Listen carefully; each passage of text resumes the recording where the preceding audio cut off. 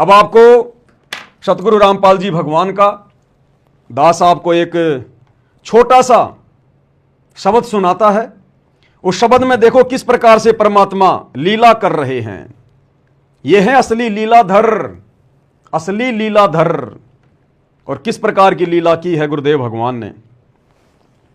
एक छोटा सा शब्द सुनाता हूं गुरुदेव भगवान का। शब्द है, तुम मिलकर संगत सारी जय बोलो बंदी छोड़ की। उसमें एक जगह परमात्मा कह रहे हैं कि मेरे भूल लाग गई। परमात्मा जानबूझकर लीला करते हुए शब्द को आधा अधूरा छोड़ रहे हैं और कह रहे हैं भाई मेरे भूल लाग गई, मेरे भूल लाग गई। दास ने 2-3 बार उसको रिपीट किया है आपको सुनाने के लिए।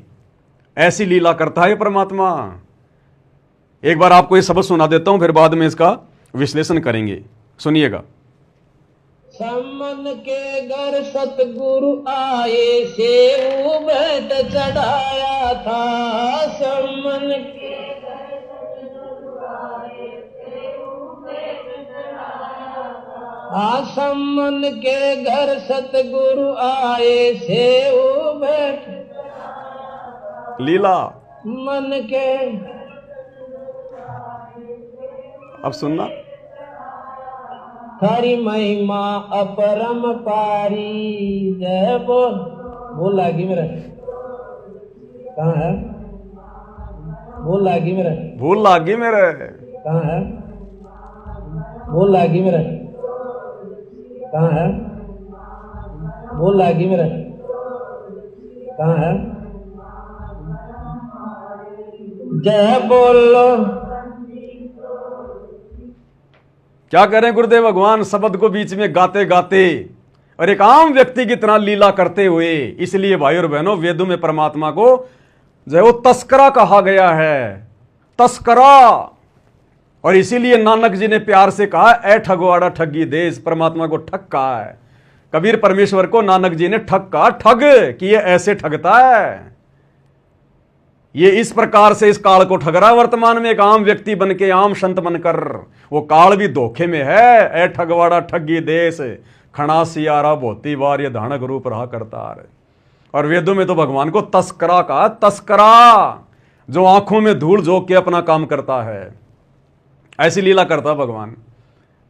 अब उस समय जब परमेश्वर ये सत्संग कहीं भी कर रहे थे, शब्द गा रहे थे, और परमात्मा ने कहा कि भाई मेरे भूल लागी, मेरे भूल लागी। आगे शब्द में क्या है? अगर किसी भगत ने चतुरता करते हुए, मान लो किसी को याद हो और उसने बता दिया हो कि गुरुजी ऐसे है, वो गया काम से, वो उस परीक्षा में फेल।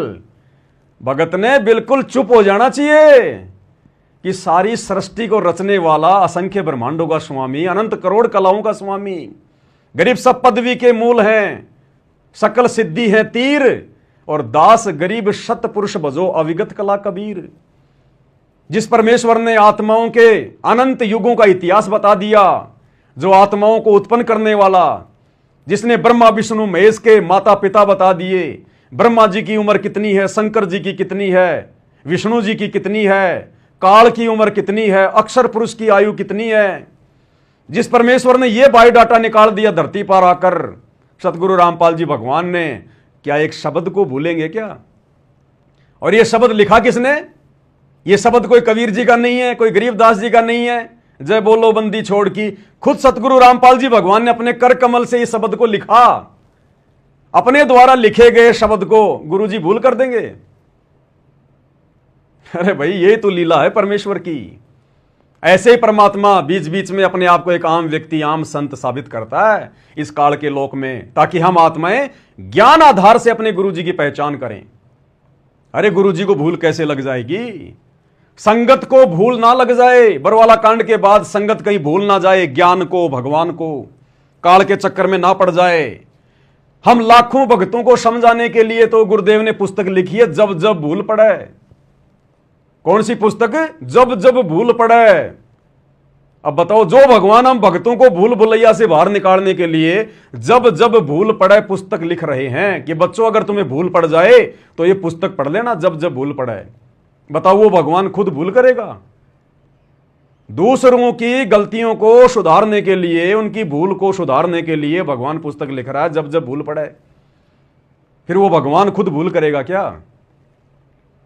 अगर आपने मान लिया कि आपका गुरु भगवान है, परमात्मा है, कबीर देव है, फिर आप कैसे ये सोच सकते हैं कि मेरा गुरु भूल करेगा? अगर गुरु से भूल हो गई ना, ये सृष्टि खंड बंड हो जाएगी एक सेकंड में। ये चांद, तारे, नक्षत्र, खंड, पिंड, ब्रह्मांड सब टूट टूट के गिरने लग जाएंगे। अगर गुरु से गलती हो गई तो, अगर गुरु से जरा भूल हो गई तो। अनंत युगों से जब से सृष्टि रची गई है, परमेश्वर के द्वारा बनाए गए चांद, सूरज, ग्रह, नक्षत्र, उपग्रह अपनी अपनी धुरी में घूम रहे हैं, एक सेकंड का भी विलंब नहीं करते।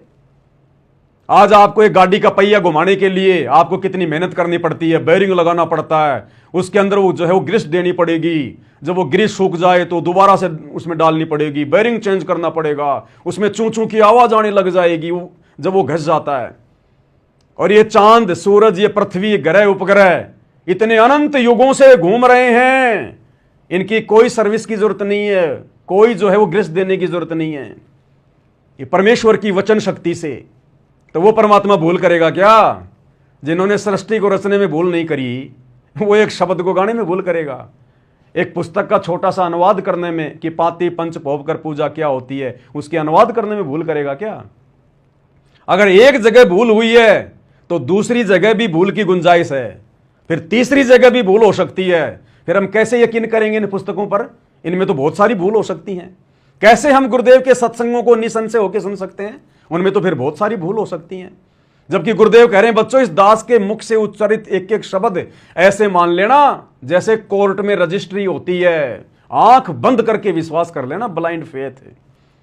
तो ये आप और हम सत्सेवक भाई बहनों की परीक्षा के लिए, और ये देखना चाहते हैं परमात्मा की जो काल प्रेरित आत्मा है, जो निकम्मी आत्माएं हैं, जो काल के पक्ष में खड़े हैं और अपने गुरु भगवान की पूजा के विरोध में आ गए, लाख जन्म भी मोक्ष प्राप्त नहीं कर पाएंगे ऐसी निकम्मी आत्माएं।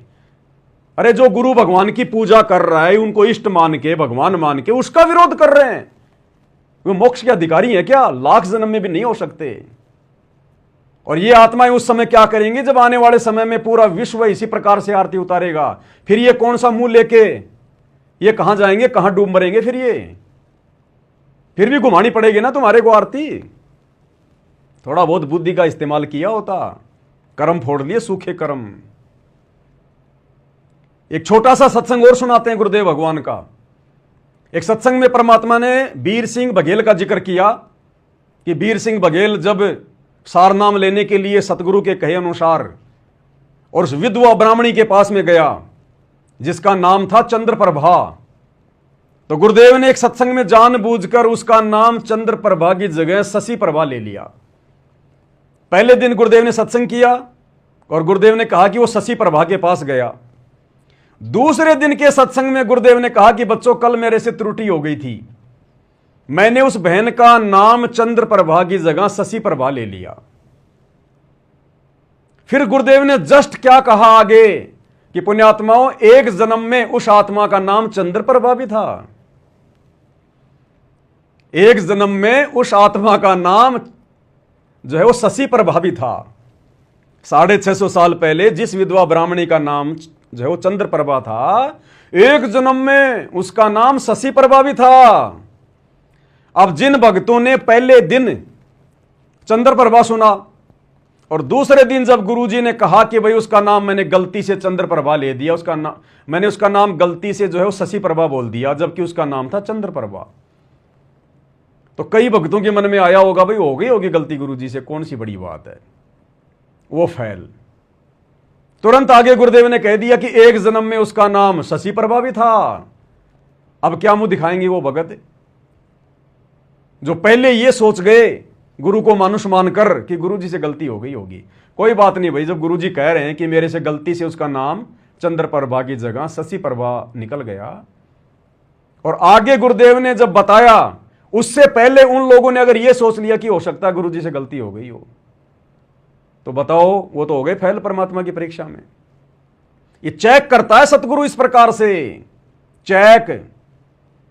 अब जो सतगुरु ये कह रहे हैं कि एक जन्म में उसका नाम शशि प्रभा भी था, फिर वो परमात्मा उसका नाम लेने में भूल कैसे कर देगा? जो उसके पिछले जन्म का नाम बता रहा है, वो उसका वर्तमान नाम लेने में कैसे गलती कर देगा? ये हम भक्तों की कॉमन सेंस चेक करता है सतगुरु बीच बीच में। सतगुरु शंख कला दर्शाव है। क्या कह रहे हैं गुरुदेव भगवान, ध्यान से सुनिएगा। ये ऐसा ही खेल खेलता है परमात्मा। क्या कह रहे हैं? कल के सत्संग में, रात्रि के सत्संग में आप जी ने सुना कि एक बहन जिसका नाम चंद्र प्रभा था, पुण्यात्माओं कल गलती से ये दास चंद्र प्रभा के स्थान पर शशि प्रभा बोल गया। वो चित से उतर गई थी, उनका नाम जो है बहन बेटी का। क्या कह रहे हैं गुरुदेव भगवान? वो मेरे चित्त से उतर गई थी।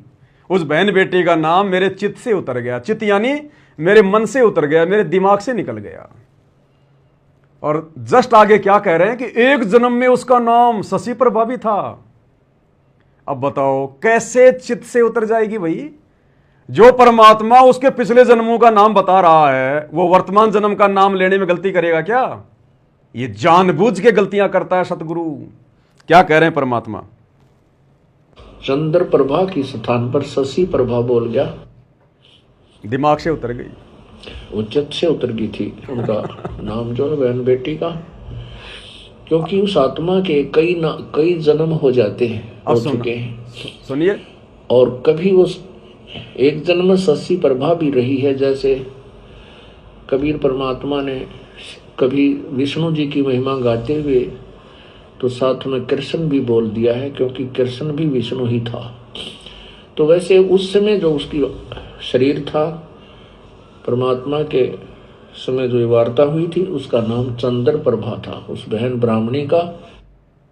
अब बताओ भाई, ऐसे परमात्मा जानबूझकर गलतियां करता है अपने भक्तों की परीक्षा लेने के लिए।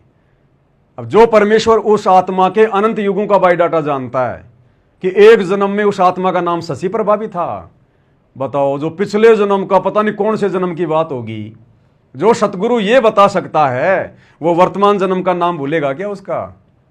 तो ये जानबूझ के परमात्मा अपने भक्तों की परीक्षा लेने के लिए, उनकी बुद्धि को चेक करने के लिए कि इनका दिमाग कहां जा रहा है, ये गुरु को क्या मानते हैं, मानुष मान रहे हैं, अपने जैसा 2 कोटि का जीव मान रहे हैं, या परमात्मा मान रहे हैं।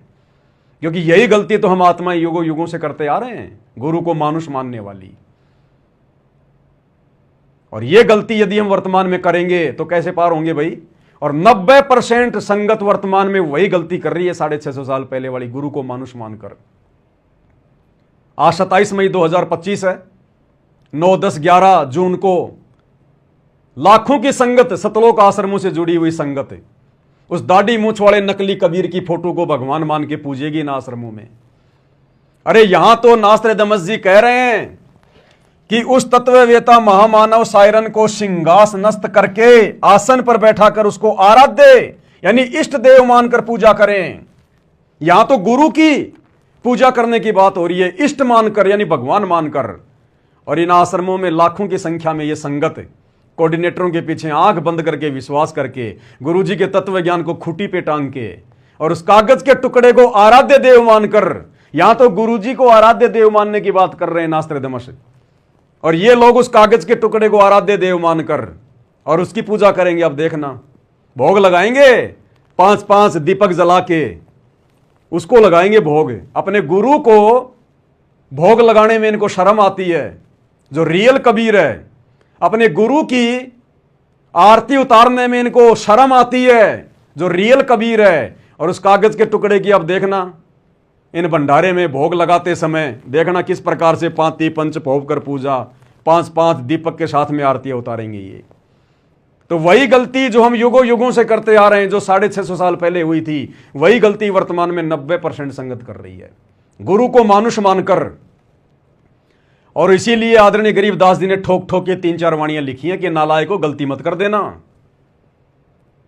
यह सत्य पुरुष कबीर परमात्मा है जो दिल्ली मंडल में आएगा, जो छुडानी में आया है ना मेरे पास में जिंदा बाबा बन के, सतगुरु बन के कबीर जी, आगे चलकर दिल्ली मंडल में यही आएगा, सतगुरु दिल्ली मंडल आईसी। गरीबदास जी कह रहे हैं कि जो मेरा सतगुरु है कबीर, वही दिल्ली मंडल में आएगा 8 सितंबर 1951 को। सतगुरु दिल्ली मंडल आईसी और श्रुति धरनी सुम जगाईसी। तो गरीबदास जी ने कहा कि नालायको, उसको अपने जैसा मानुष मान के, आम संत मान के गलती मत कर देना। उसके अलावा किसी और को मत पूजना, पहले वाले भगवानों को, चाहे मुनिंदर हो, चाहे कबीर हो, चाहे करुणामय हो, चाहे सतसुकृत हो, छोड़ देना सबको, भूल जाना। प्रेजेंट गुरु को परमात्मा मान के, कबीर मान के पूजना, अन्यथा गुरु मानुष कर जानते, वो नर कहिए अंध, और दुखी संसार में आगे काल के फंदे।